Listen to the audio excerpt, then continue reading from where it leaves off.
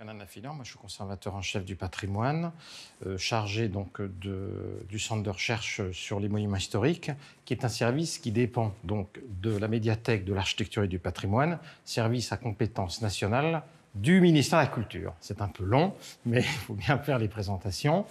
Donc ce service que j'anime est notamment constitué par cette matériothèque. C'est la matériothèque certainement la plus ancienne qui existe, en tout cas en France, puisqu'elle a été conçue dans les années 30. À l'époque, c'était la direction des Beaux-Arts. Et cette matériothèque répondait à un souci de documentation plus générale sur le patrimoine ancien. Cette matériothèque a été constituée par les apports successifs des maîtres d'œuvre chargés de la restauration, donc de manière générale les architectes en chef des monuments historiques, qui nous ont donné des matériaux issus de la restauration. Notre établissement, la médiathèque de l'architecture et du patrimoine, a vocation à recevoir justement les archives des restaurateurs, donc des maîtres d'œuvre, les architectes en chef. Lorsqu'ils cessent leur activité, donc ils nous font des versements de leurs archives, leurs plans bien sûr, mais également des matériaux qu'ils ont accumulés au cours de leur activité. Donc cette matériothèque est formée autour d'un vaste projet sur la documentation. Au fond, on partait d'un personnage tutélaire qui s'appelait Eugène Viollet-le-Duc. Viollet-le-Duc, en tant que pédagogue, avec ses 2 dictionnaires du mobilier et de l'architecture, avait commencé le travail en faisant un certain nombre de rubriques sur le patrimoine.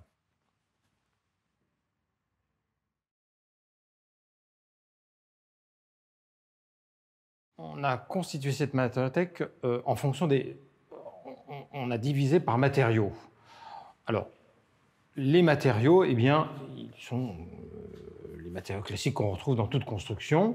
La terre cuite, bien sûr. Alors, la terre cuite dans tous ses états, du plancher jusqu'à la couverture. On a une assez belle collection en fait de terre cuite, donc de carreaux, de pavages, et également donc de tuiles en tout genre, qu'il s'agisse de tuiles plates, de tuiles canal, etc. En ce qui concerne les matériaux pierre, bien sûr la pierre calcaire, bien sûr, on a un certain nombre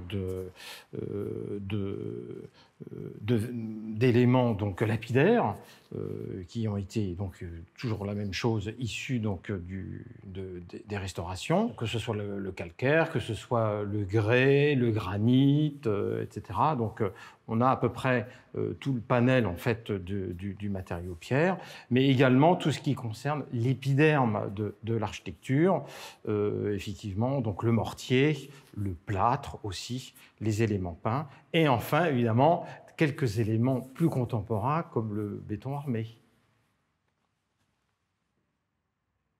Un autre type de matériau également qui est assez représenté, c'est le matériau bois aussi.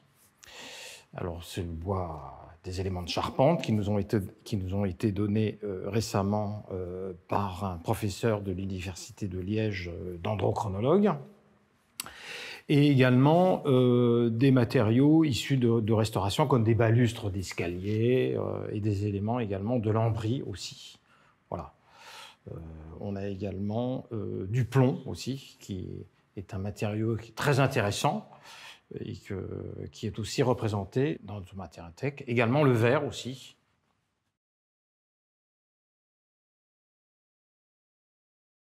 De plus en plus, nous allons recevoir des éléments d'un patrimoine plus récent du XXe siècle, puisque avec l'élargissement chronologique du patrimoine, protégé au titre des monuments historiques, les maîtres d'œuvre, les maîtres d'ouvrage, les maîtres d'œuvre vont être confrontés à la problématique plus spécifique de la restauration de ce type de matériaux, effectivement. Donc, à l'avenir, nous aurons une proportion grandissante de matériaux du XXe siècle.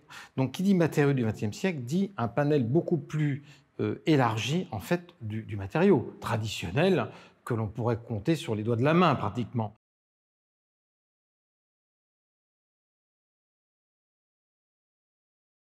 Nous avons une collection ici d'outils à la fois pour la peinture sur verre, à la fois pour le travail sur le plomb également, qui nous ont été donnés par un de nos collaborateurs familiers de la matériothèque, Michel Hérol, qui est donc un des spécialistes du vitrail, et qui nous a donc donné cet ensemble d'outils pour la fabrication des vitraux, sertis au plomb, bien sûr. Là, évidemment, il y a un certain nombre donc, de fers à souder, de différentes techniques, soit électriques, soit au pétrole. Et également cet outil qui est un tire-plomb qui permet en fait de fabriquer donc l'ensemble des réseaux de plomb de façon à fixer le verre. Bon, ça c'est un exemple, un petit zoom que je fais par rapport à l'art du verre.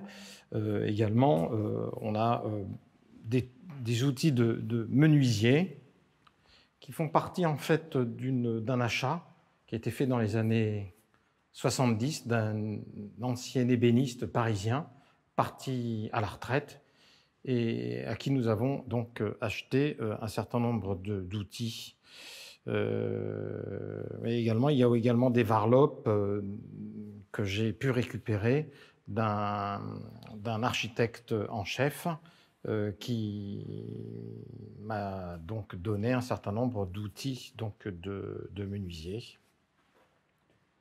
Nous avons un certain nombre d'échantillons qui complètent les objets issus de la restauration. Alors, c'est des échantillons principalement, évidemment, de fournisseurs, que ce soit des fournisseurs, que ce soit des carriers, effectivement. Ici, tout ça, ce sont des collections qui ont été constituées au fil du temps, mais également des échantillons d'ardoises qui peuvent venir quelquefois d'assez loin, puisque là, j'ai une ardoise qui vient d'Afrique du Sud.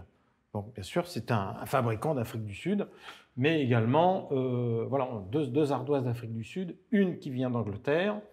Donc ça, ce sont effectivement des spécimens. Également pour le verre, nous avons récupéré une boîte effectivement de la verrerie de Saint-Just. Et puis, nous avions précédemment, effectivement, qui provenaient d'autres ateliers, alors, plus spécifiquement de verriers, de toutes ces gammes de couleurs. Nous avons la même chose, effectivement, pour le bois, avec tout ce panel en fait, d'échantillons d'essence de bois. Donc ça fait vraiment partie de notre matériothèque, à l'instar d'ailleurs de catalogues qu'on pourrait avoir aussi dans notre bibliothèque, de catalogues en fait, parfois qu'on peut acheter aussi, de catalogues en fait, que ce soit de robinetterie, de la plomberie, etc., de catalogues de fournisseurs du début du XXe siècle. On en a quelques-unes quand même dans notre bibliothèque. Alors, il s'agit ici, dans cette vitrine, de contextualiser en fait les objets qui sont issus de la restauration d'une maison. En l'occurrence, il s'agit d'une maison à pans de bois, la maison dite Montmorency, qui se trouve à Carcassonne, donc dans l'Aude. Une maison qui a été classée en 1942, qui est restée longtemps en déshérence et qui a été restaurée finalement dans les années 90, totalement désossée. Et c'est à l'occasion de ce désossement que l'on a récupéré un certain nombre de matériaux, donc des éléments en bois, des clous de charpentier, et il nous a paru donc intéressant sur le plan évidemment pédagogique, de contextualiser en fait le pourquoi comment de ces objets qui se retrouvent ici. Alors ici, on a donc illustré par quelques petits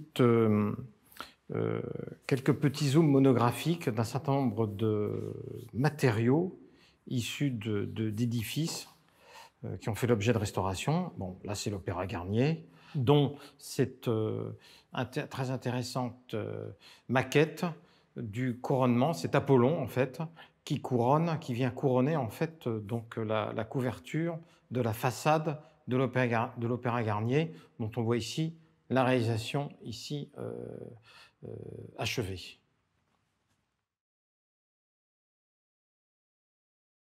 Nous y avons tout de suite pensé, dès la conception de cette matériauthèque, d'avoir une table tactile de façon à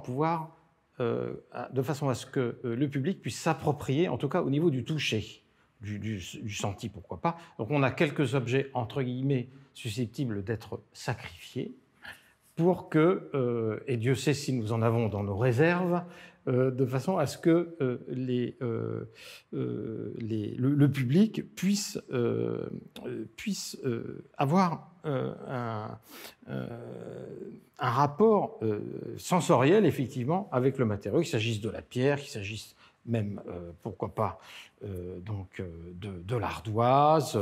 Donc ça, c'est effectivement prévu, et c'est ce qui nous distingue, en fait, du musée. Le musée qui est quand même assez statique, même si au départ, l'appellation était au départ, non pas matériothèque, mais c'était le musée des matériaux. Voilà, ça c'était dans les années 30.